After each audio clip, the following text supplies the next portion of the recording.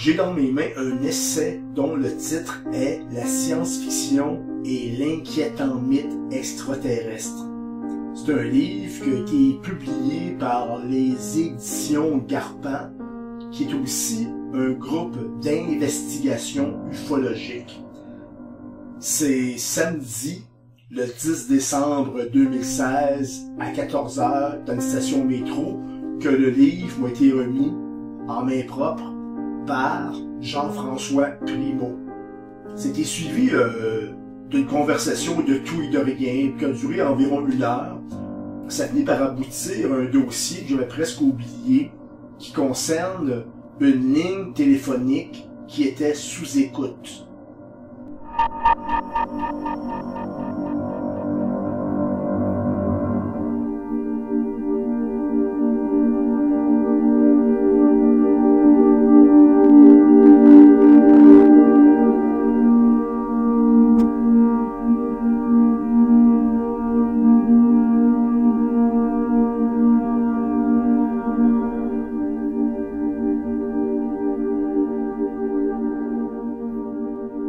Je vous en parle.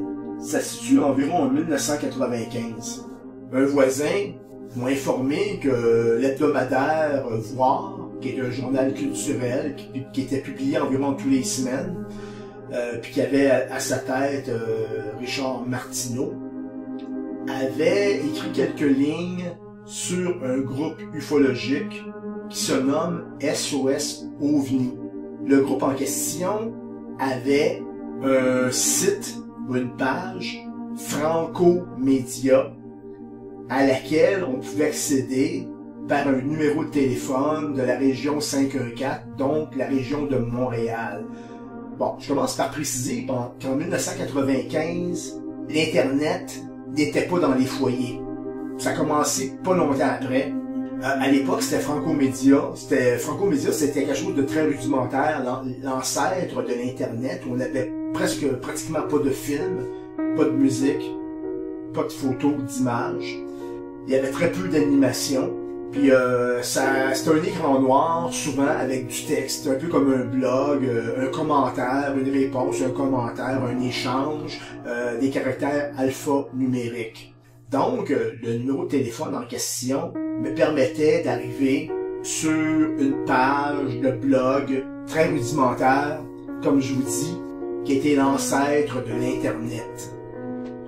Bon, j'ai signalé le numéro de téléphone. Pour y arriver, on devait utiliser un fax modem qui était soit intégré dans l'ordinateur ou soit externe. Bon, j'ai signalé, puis c'est une dame qui a répondu. Avec mon clavier, j'ai raccroché. J'ai vérifié les données, j'ai re-signalé une deuxième fois, c'est encore une dame qui a répondu. J'ai encore raccroché avec mon clavier. J'ai décidé par la suite de me rendre à mon téléphone pour faire un appel manuel. J'ai signalé son numéro de téléphone. Et bien sûr, la dame m'a encore répondu. Puis là, j'ai parlé avec la dame, je me suis excusé d'avoir raccroché le téléphone à 2 reprises. J'ai expliqué les raisons. Puis après ça, j'ai questionné à savoir si elle avait des liens avec un groupe ufologique, ou encore avec des ufologues, ou encore avec SOS OVNI. C'était pas le cas. Puis ben là, j'ai communiqué avec elle, j'ai dit, parce qu'il y a comme un problème, vous risquez d'être appelé souvent, puisque dans le journal Voir, votre numéro de téléphone est donné, puis c'est associé au site Franco-Média de SOS OVNI. Bon, de fil en aiguille, lors de la conversation, j'ai su que la dame recevait beaucoup d'appels téléphoniques. Bon, j'expliquais que c'était normal, puis qu'elle serait mieux de se plaindre au journal Voir, en y laissant les coordonnées du journal, son numéro de téléphone, pour qu'elle puisse porter plainte, que le journal puisse au moins s'excuser. puis rectifier l'erreur. Puis elle m'affirmait qu'elle pensait pas que ça venait du journal, parce que les conversations téléphoniques avaient commencé il y a déjà longtemps. C'était des appels anonymes. C'est quelqu'un qui la harcelait, qui émettait des respirations au téléphone, puis elle avait dû porter plainte à la police de Montréal pour que sa ligne soit sous écoute avec l'autorisation de l'entreprise Bell Canada ou Bell Téléphone, qui était, en fait, environ la seule entreprise qui offrait des services de téléphone résidentiel à l'époque. Toujours lors de la conversation, j'ai appris que sa ligne était sous écoute. Selon ses dires, le fameux harceleur n'avait pas encore été épinglé par la police, puisqu'il appelait de boîtes téléphoniques différentes.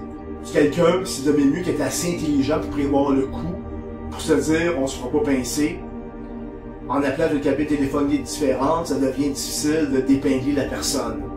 Donc, j'ai trouvé ça intéressant de savoir que j'étais en train de parler avec une personne dont son numéro de téléphone correspondait avec un site franco-média d'ufologie, puis que cette personne-là était sous écoute. J'ai continué à parler avec elle, puis j'ai proposé de le rappeler le lendemain matin, parce que j'avais sans doute d'autres questions à lui poser. Puis elle m'a affirmé qu'elle risquait peut-être de changer de numéro de téléphone. Ça semblait prochainement, mais peut-être dans 2-3 jours. Puis qu'elle savait pas quel numéro de téléphone qu'on lui attribuerait. Le lendemain, j'ai rappelé pour lui poser d'autres questions. Son numéro de téléphone ne fonctionnait plus. Donc, durant la nuit, Bell Téléphone lui avait attribué un nouveau numéro de téléphone puis déconnecté l'ancien. J'ai pas fait les démarches pour avoir le nouveau numéro de téléphone de la dame. Par contre, je me suis empressé de communiquer avec le Journal Voir. Mon intention, c'est de savoir qui avait placé la page dans le Journal Voir, qui avait fourni le numéro de téléphone qui était erroné, puis qui était derrière l'article, puis comment que l'article a été pondu. Où est-ce qu'on avait été chercher les informations, si vous aimez mieux. J'ai été surpris que le Voir m'a informé que l'article en question était dirigé de Toronto. Puis il m'invitait à appeler à Toronto pour avoir les informations que j'avais besoin. J'ai jamais appelé à Toronto. La raison, c'est que c'était une longue distance. Puis à l'époque, les courriels n'existaient pas. Ça fait que j'étais étudiant, ça m'aurait coûté sans doute, la conversation aurait été dispendieuse. Pour parler une vingtaine de minutes avec des gens à Toronto, puis pour peut-être même pas avoir les réponses à mes questions, donc j'avais pas les moyens d'opérer. J'ai ensuite écrit une lettre à SOS OVNI. SOS OVNI, j'avais pas eu les coordonnées. J'avais pas les coordonnées, c'était pas dans l'annuaire téléphonique, sauf qu'il y avait un magazine qui était possiblement un mensuel qui sortait régulièrement, puis qui était jumelé à SOS OVNI. Donc, je me suis dit qu'en écrivant un magazine, j'écrivais à SOS OVNI. J'ai écrit une première lettre pour expliquer la situation, j'ai pas eu de réponse. J'ai écrit une deuxième lettre, j'ai pas eu de réponse. J'ai écrit une troisième lettre. Par la suite, on m'a téléphoné. C'est M. Jacques Poulet qui a logé un appel téléphonique chez moi.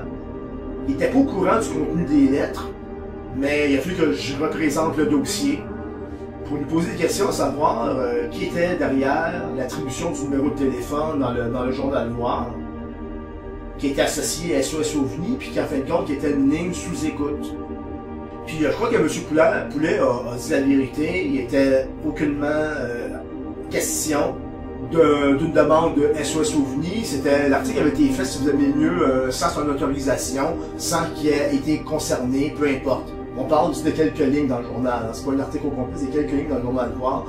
Après avoir téléphoné au Voir, après avoir écrit à SOS OVNI, le dossier est resté comme ouvert, ou disons qu'il a été fermé, faute d'avoir des informations. Comme j'avais expliqué à M. Poulet à l'époque, c'est que le dossier me concernait un peu, puisqu'il y avait une vieille rumeur qui circulait dans quelques années avant, qui laissait croire que un groupe néo-nazi avait tenté de mettre la main sur les listes de groupes ufologiques puis d'enquêteurs québécois. Pour des raisons qu'on ne connaît pas, il y avait même question qu'il avait avancé des montants d'argent pour que quelqu'un vende cette liste. J'ai bien dit, on parle de rumeurs, c'est un peu comme une légende urbaine. On entend parler, puis il n'y a jamais personne qui a vérifié la nouvelle.